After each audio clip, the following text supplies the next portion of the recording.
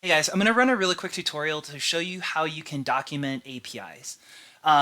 As many of you know and have experienced, right, developer.domo.com does have API reference. It does have a place where you can go to see documentation about an API. But unfortunately, one of the shortcomings of the public documented APIs is that they're limited in scope. There's plenty of APIs that we might have to hit to do more advanced things in Domo. These are the same, these undocumented APIs are the same APIs that the Java CLI are hitting, and they are the same APIs that the Domo user interface is hitting. And so what I'm going to show you how to do is, one, show you how you can hit them, how you can authenticate against them, and then most importantly, generate documentation that your internal teams can use to refer to and kind of understand what's going on under the covers. The nice thing about this documentation is it's pretty dynamic, so that means even if Domo changes the way the APIs work, this documentation, you just kind of click a couple buttons and it automatically updates. So let's get started. In order to, well, first off, let me show you a sample. Do I have a sample I can show you? Yeah. This is something like what we're going to develop here. You can see, you can give each of your requests a name. You can have a sample curl request that's been parameterized. You'll notice that even though I have to pass my username and password in order to hit this API and get a response, it's not sending that information in clear text. You can also capture the response object, a sample response. You can edit out the session token. And then you can have multiple APIs kind of in here. So yeah, we've got a lot to cover, so let's get to it. First things first, we're going to talk about that full authentication.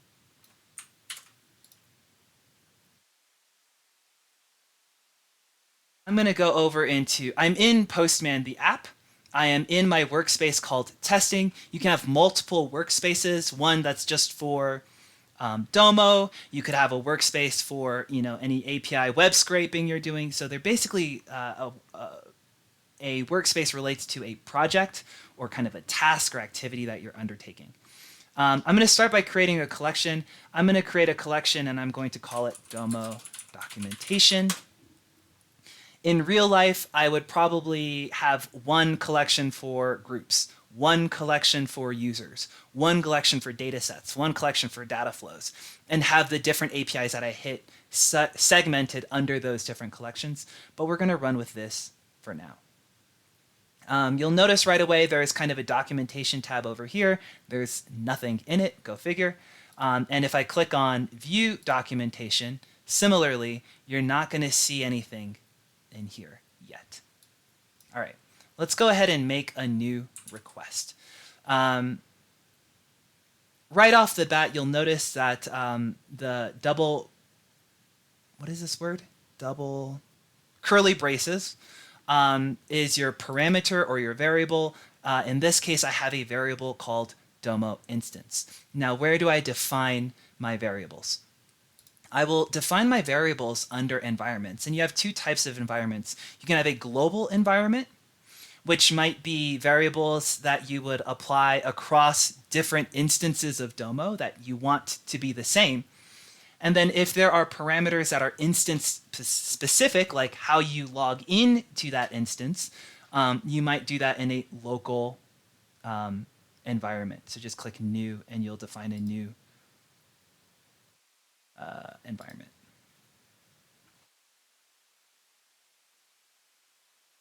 Where this is particularly useful, this idea of local environments, is if you have Domo publish, for example, and you have subscribers and your master instance, or if you are trying to do some sort of DevOps and you have a production and a development environment with different credentials.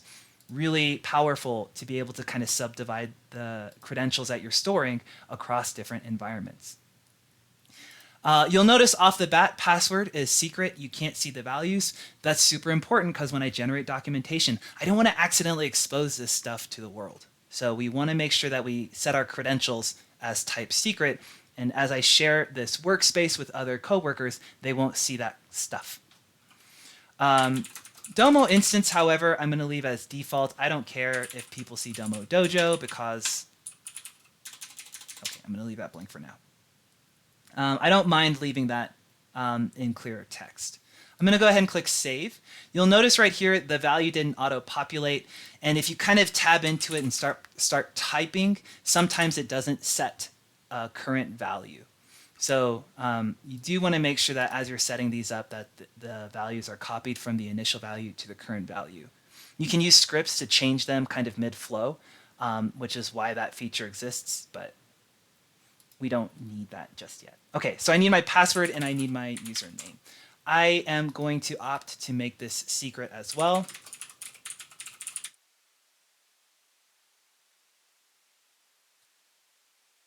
Ah, now I have to type it. Oh, Lord. Hope I saved that correctly. Cool. Let's go back to our request here. I know that this needs to be a post request. And I can see that, okay, the initial value is going to be domodojo.domo.com, da-da-da-da-da. Now, what do I need to pass into the body? I know that I need to pass in some sort of JSON, and I've got that template here.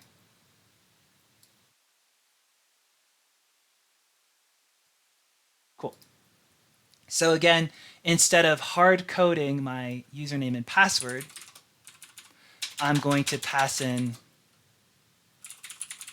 the variable username, whose value is whatever that is. And then you need the curly braces to indicate that it's a variable. All right, let's see if you work the first time. Success. So Domo hit domodojo.domo.com. It passed in my actual username and password. It returned a session token. Let me go ahead and save this because I think we're done here. I'm going to add a description.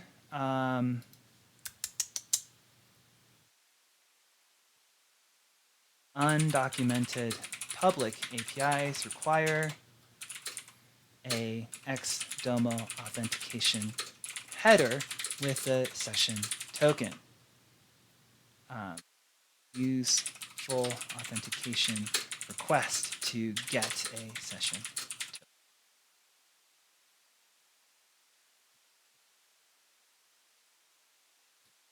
Cool. Could not save my request. Why not?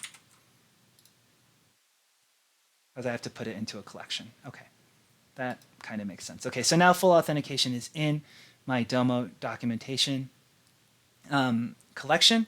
If I go to the documentation tab, which again you can access by clicking on Domo documentation and view documentation. Here we are. So we're now looking at our documentation. We can see the description has been added in. If you want to add some formatting, it does use Markdown. If you don't know Markdown off top, just use the WYSIWYG editor. Cool. This is disappointing. My username and password are in clear text in my preview. When I publish it, hopefully that won't be shown. So let's go ahead and click the Publish button. That's going to open a new page kind of in the cloud. I'm going to click Preview Documentation here. And I have this beautiful documentation. Notice Domo instance as a variable. My username and password are displayed as a variable. My username and password here are also a variable. This is perfect. I am comfortable printing this out, sharing this with anyone on the planet and saying, hey, here's this documentation that you can access, and I know I'm not accidentally exposing my username and password. Except for in this YouTube video, which means I'll not have to change my password. Go figure. Now, it would be nice to know a sample response from the API. So if I go back to full authentication, I can click send one more time. Here's my response, right? I can click save response as an example. And then it shows here as an example. Now, before I publish this, I don't want to include this session token because that's real information. So I'm going to go ahead and delete that. I'll go ahead and click save. Let's navigate back to our sample documentation here. In my sample documentation, it says, hey, here's an example response. Sorry, that's the request. Here's the response. You'll notice the session token is not included because I removed that from the example. If I go back to my Domo or my online documentation, my online documentation is still parameterized, but here now I have my sample response where I can see the session token was a string, but I edited it out. Pretty good stuff. All right, we've tackled full authentication, but we really haven't done anything terribly interesting yet. So I wonder,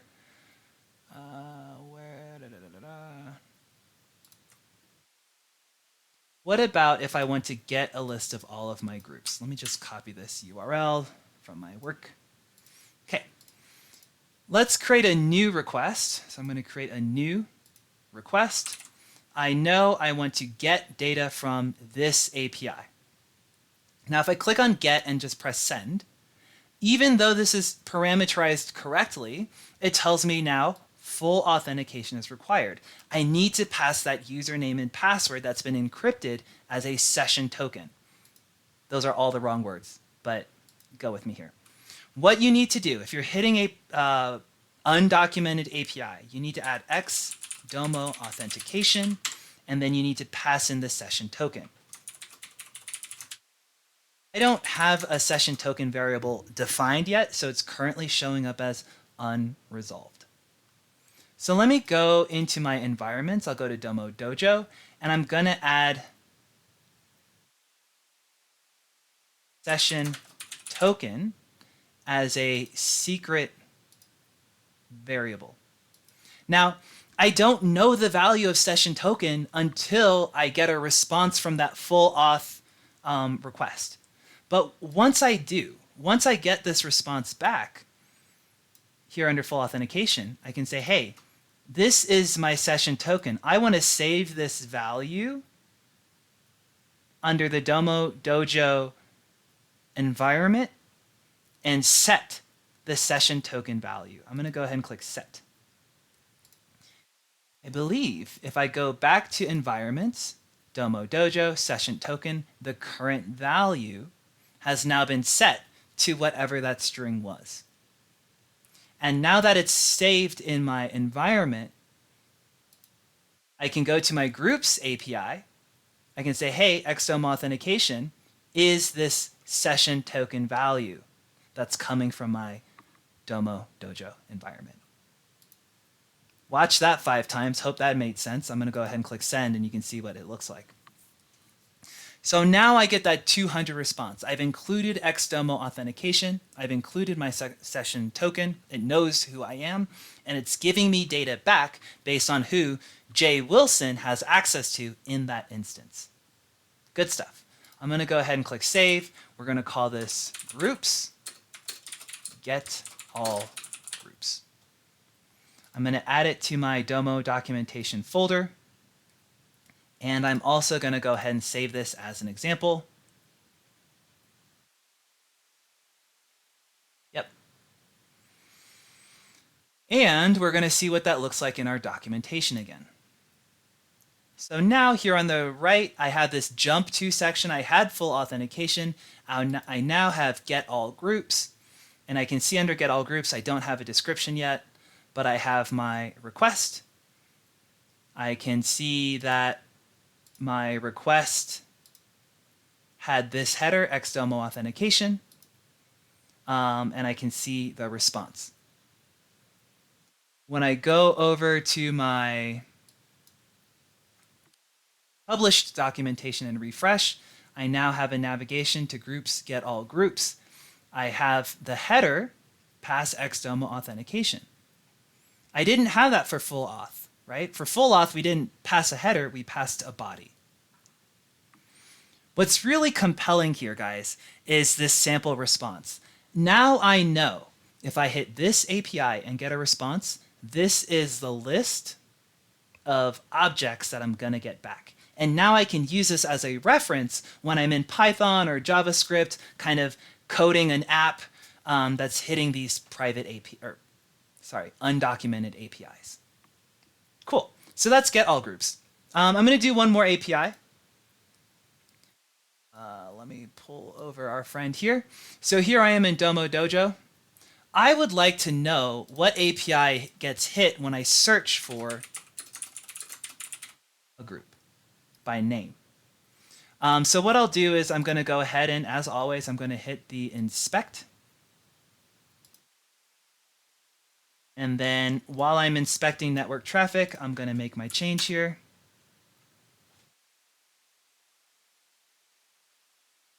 Why aren't you?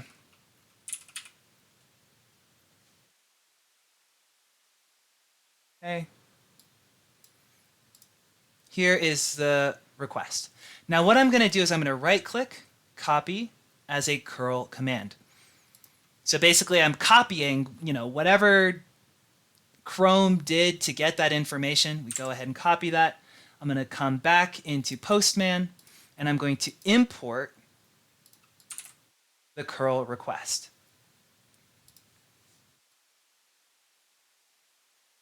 Cool. Now this is a little bit different. I have parameters. If I group, okay. So if I alter the parameter, click send, do I get a 200 response? Fantastic. So that works. But here under headers, I've got 22 headers. And you don't actually need 22 headers. The only thing that you need in order for this to work as is the cookie. Because the cookie is storing your authentication information. But I don't want to generate a cookie if I try to share this with a user and my cookie will expire, blah, blah, blah. Short version of the story is go ahead and remove all of the headers until it breaks. I know, that doesn't sound encouraging. We don't want to pass headers unless we absolutely have to, right? Because I don't want to have to code that. So what happens if I don't pass any headers? If I don't pass any headers, I get that full authentication is required. And I know how to solve for that problem. We said any undocumented APIs, we pass the header xdomo authentication, we pass the session token.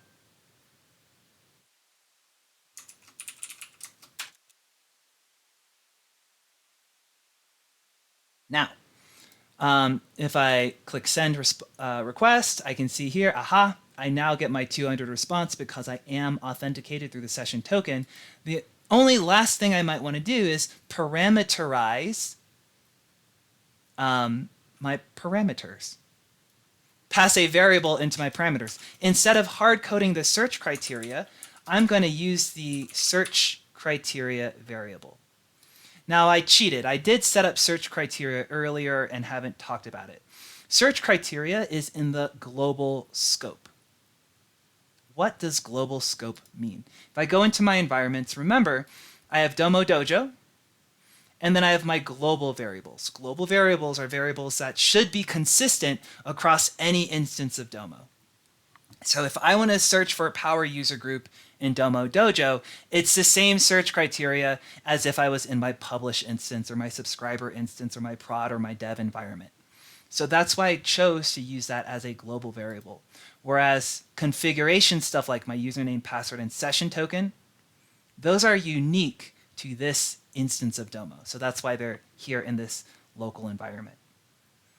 In any case, I think I can close some of this stuff.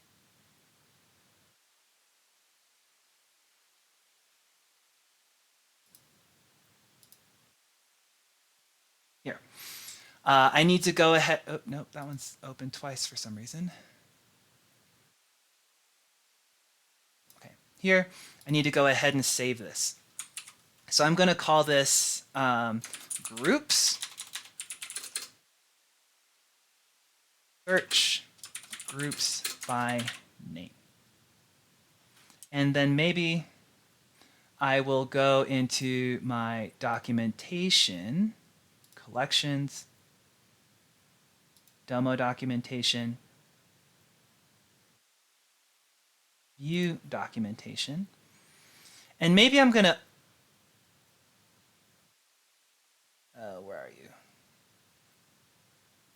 and not press save. Come on, Jake, get with the program. Go ahead and press. No, it should be saved. Sorry, let me get an example real quick. Good. Close that. Go back to my documentation. I'm confused why it didn't show my documentation in here. I was kind of expecting it to, but let me write it again one more time. Search groups by name returns a list of groups that meet search criteria. Cool. That's going to be our last one. Let's take a look at our updated documentation. Oh, wrong one.